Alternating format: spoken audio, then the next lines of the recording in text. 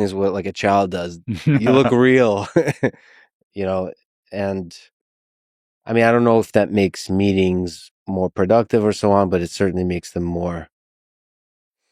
The same reason you want to show up to work versus remote sometimes, that human connection. I don't know what that is. It's hard to put into words. Um, there's some there's something beautiful about great teams collaborating on a thing that's not captured by the productivity of that team or by whatever on paper.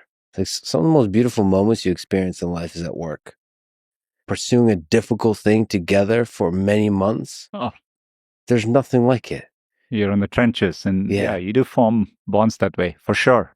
And to be able to do that like somewhat remotely in that same personal touch, I don't know, that's a deeply fulfilling thing.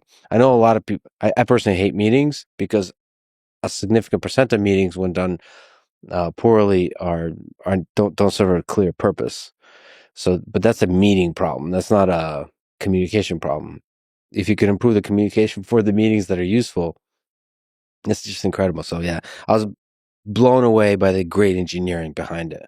And then we get to see what impact that has. That's really interesting, but just incredible engineering. Really impressive. No, it is, and obviously we'll work hard over the years to make it more and more accessible.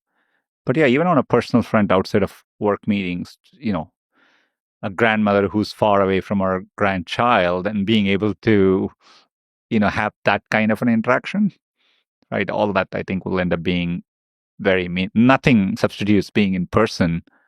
It's not always possible. You could be a soldier deployed, trying to talk to your loved ones. So I think, so that's what inspires us. When you and I